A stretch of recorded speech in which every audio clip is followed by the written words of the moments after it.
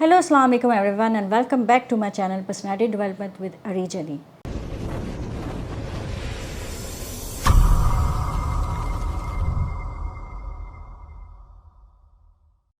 आज का जो टॉपिक है वो है Donald supers theory about the development stage and the task. अब सुपर करियर डेवलपमेंट थ्योरी क्या है? ये थ्योरी है जो कि आपको एक्सप्लेन करती है कि जो भी इंसान जो है वो अपने करियर डेवलपमेंट प्रोसेस में जाता है तो उसके कुछ 5 स्टेजेस होते हैं जो उससे जाता है, और फिर जो उसको जो है उसकी लाइफ में या जो रोल्स वो प्ले कर रहा होता है जैसे जैसे वो डिफरेंट स्टेजेस ऑफ लाइफ में जा रहा होता है, तो ये उसका कॉम्बिनेशन है। इससे हम लर्न करेंगे कि अगर आप जो इन्फेंट से लेके जो आप जो रिटायरमेंट की तक आप एक जर्नी आप पूरी जो अपनी वर्क लाइफ की जिसमें आपकी सेल्फ जो है कॉन्सेप्ट डेवलपमेंट भी होती है, उसका एक पूरा निचोड़ बताया गया है इस जो है थ्योरी में। सबसे पहला जो पार्ट है जो हम बात करने जा रहे हैं वो है डेवलपमेंट स्टेजेस ऑफ लाइफ, जिसमें ग्रोथ है, एक्सप्लोरेशन है, एस्टेब्लिशमेंट है, मेंटेनेंस है और डिक्लाइन है। हम पहली स्टेज की बात करते हैं दैट इज़ ग्रोथ। वो होती है हमारी 4 to 12 ईयर्स ओल्ड। इसमें क्या होता है कि जो बच्चा होता है वो अपना जो है जो दुनिया में जितने भी वर्क लाइफ वो देख रहा है, या चाहे वो अपनी फैमिली में देख रहा है, वो अपने यानी आसपास जो देख रहा है उसमें वो अपनी सेल्फ कॉन्सेप्ट बनाना शुरू कर रहा है। अब देखिए तो बेसिक हम लोग जो लर्न कर रहे होते हैं उसमें फिर आप 4th क्लास में आप साइंस में थोड़ा सा आपका ग्रो थ्रू हो रहे होते हैं, आप दूसरे सब्जेक्ट्स में भी गो थ्रू हो रहे होते हो, तो इसीलिए आपका फिर वो आहिस्ता आहिस्ता कॉन्सेप्ट बिल्डिंग शुरू हो जाती है। फिर आपको पता चलता है अच्छा ये चीज़ें। फिर बहुत सारे मैंने देखा है कि जो आप बाहर जाते हैं तो वहाँ पे करियर डे होता है, जिससे फिर बच्चों को काफ़ी अवेयरनेस होती है कि कौन कौन से जॉब्स होती हैं, कौन कौन सा करियर होता है जो उनको हेल्प कर रहा होता है उनकी सेल्फ कॉन्सेप्ट बिल्डिंग में। सेकंड स्टेज है वो है एक्सप्लोरेशन स्टेज, जो कि आपकी 15 से लेके अर्ली 20s यानी कि आप कह सकते टीन एज में ही आपका ये जो है ये स्टेज होता है। इसमें क्या होता है, इसमें अब आप उस स्टेज में पहुंच जाते हैं जब आप हाई स्कूल में पहुंच जाते हैं, तो वहाँ पे आप अपने सब्जेक्ट की सिलेक्शन करना शुरू कर देते हैं। आप मुख्तलिफ़ करियर को एक्सप्लोर कर रहे होते हैं, मुख्तलिफ़ जो है पाथ को सेट कर रहे होते हैं। इससे क्या होता है कि आपको हेल्प होता है कि आपने कहाँ पे आपकी जो है आपने जाना है, कहाँ पे आपका पैशन है, कहाँ पे आप जो है कौन सा प्रोफेशन आपको सूट करता है। तो ये स्टेज होता है exploration stage. Okay, establishment stage, ये जो स्टेज होता है ये आपका जो होता है वो 25 से लेके 40 की एज तक है। इसमें क्या होता है कि अब आप जो है जो आपने प्लान किया होता है, जो कुछ आपने किया होता है, इसमें अब आपका जो है करियर जो है लाइफ शुरू हो चुकी होती है। इसमें आप अपने करियर को जहाँ पे आप जॉब करें वहाँ पे फिर आप उसको एस्टैब्लिश करने की कोशिश करते हैं, और जो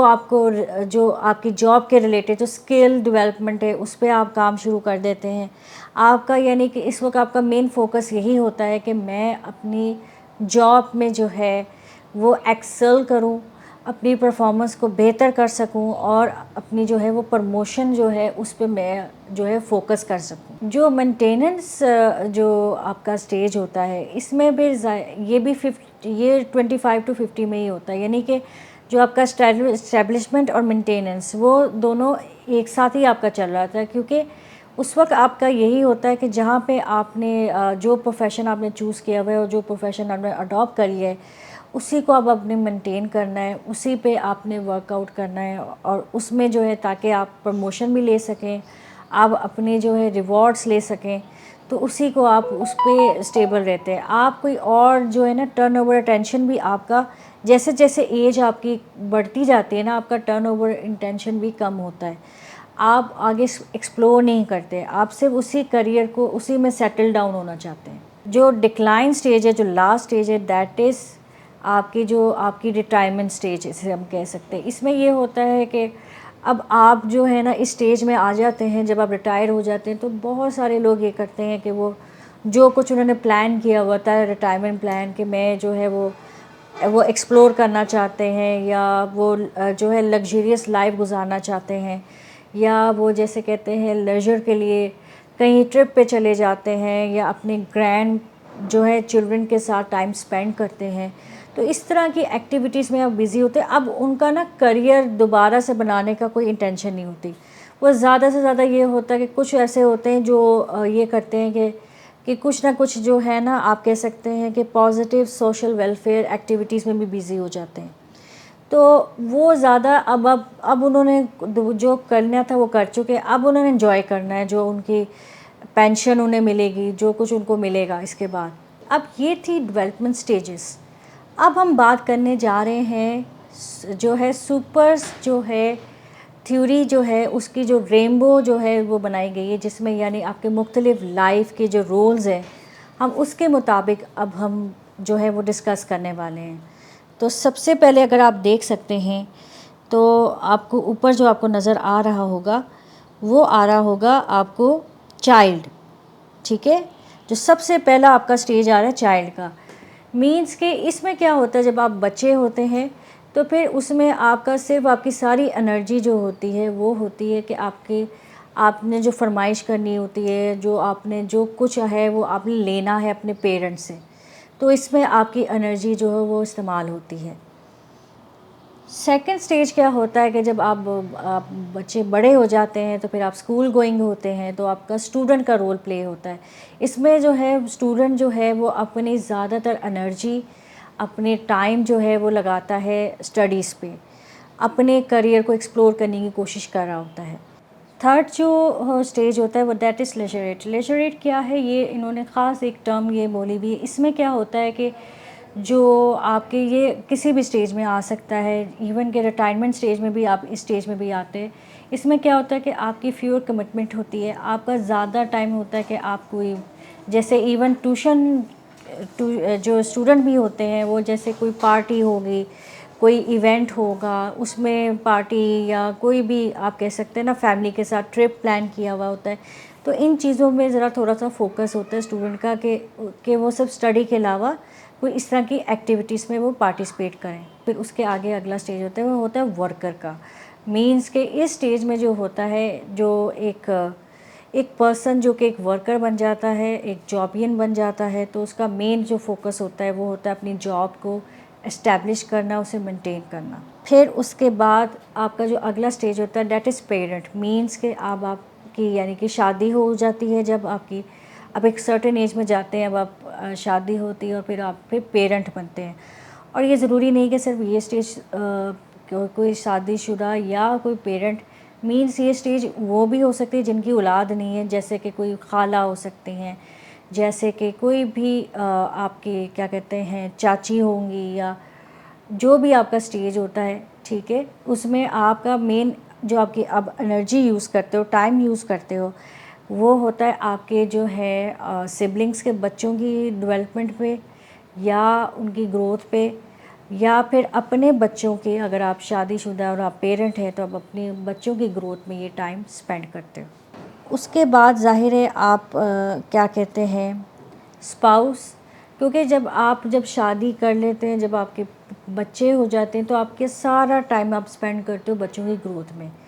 फिर क्या होता है कि आहिस्ता आहिस्ता आहिस्ता जब आपके बच्चे खुद यानी सेल्फ डिपेंडेंट हो जाते हैं,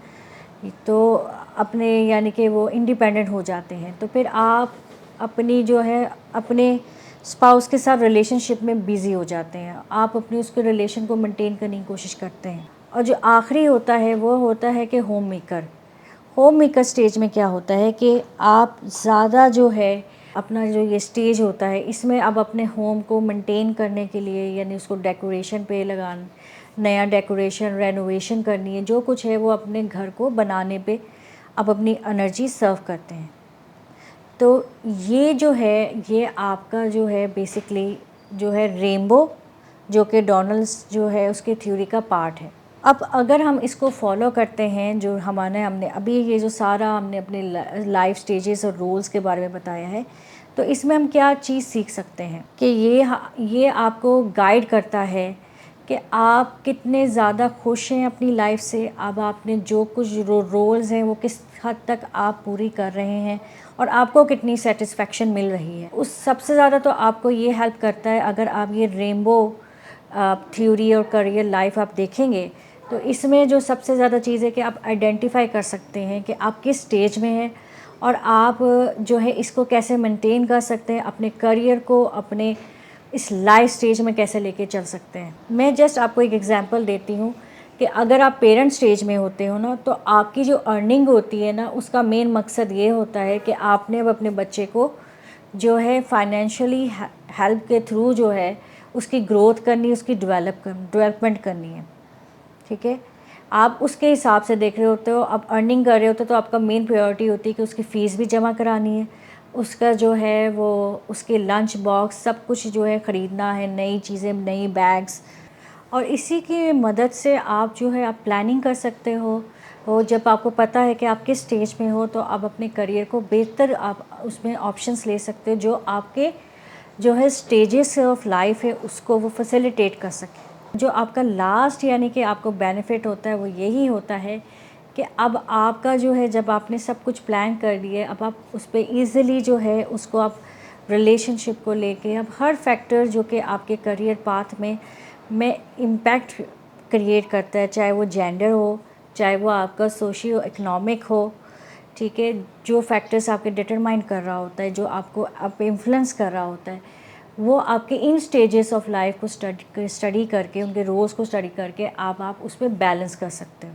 तो ये थी आज की video. I hope you like my video. इस तरह की और अमेजिंग वीडियो देखने के लिए हमारे चैनल को सब्सक्राइब करें। टिल देन, अल्लाह हाफिज़।